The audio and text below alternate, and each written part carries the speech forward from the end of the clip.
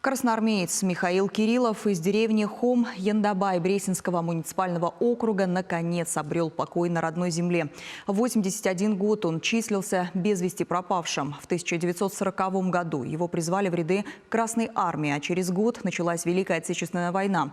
Он участвовал в обороне Заполярья. Останки чувашского бойца местные поисковики нашли прошлым летом.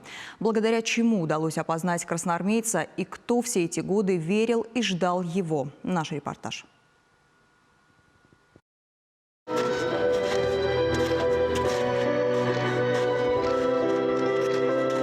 Людмила Прошина – единственная дочь Михаила Кириллова. Когда отца призвали на службу, а это был 40-й год, она еще была в утробе матери.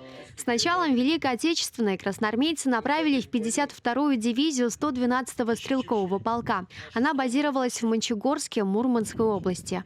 Вопрос, когда вернется папа, маленькая Людмила задавала близким сотни раз. Если я его ждала, мне дед Влад скажет: дочка, не волнуйся. Он вернется, он живой, он вернется, было скажет. Но мать, это мать писала, мать. А моя мать, и она писала, вот Люда пошла уже, первые шаги делала, ходить начала там, типа, своими ножками. А ответ потом получает другим письмом. Даже, говорит, и побежит, но, говорит, мы больше, наверное, не увидим. Предчувствие Михаила Кириллова не подвело. Наши бойцы ценой жизни отстояли город-герой Мурманский, удержали позиции, оберегавшие единственный незамерзающий порт Северного флота. В этом бою полегли более 7 тысяч наших бойцов.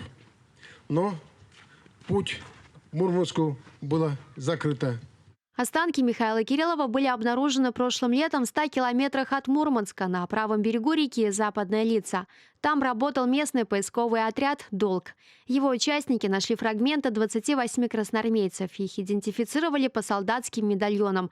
А вот опознать чувашского солдата удалось вот по этой металлической ложке. На ней надпись «Кириллов М».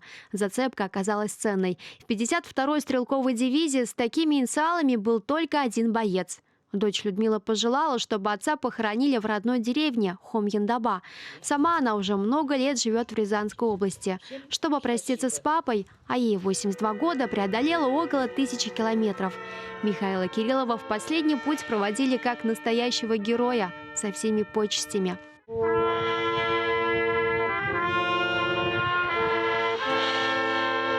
Не только для хом-яндабинцев, но и для всего муниципалитета событие это значимое. Крайний раз останки красноармейца здесь предавали земле пару лет назад.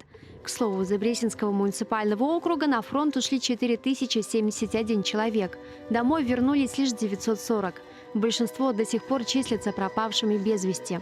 Оттого поисковики намерены дальше исследовать поля сражений, чтобы каждого вернуть домой.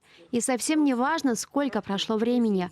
У подвига нет срока давности. Вероника Павлова, Святослав Петров, Вести Чувашия.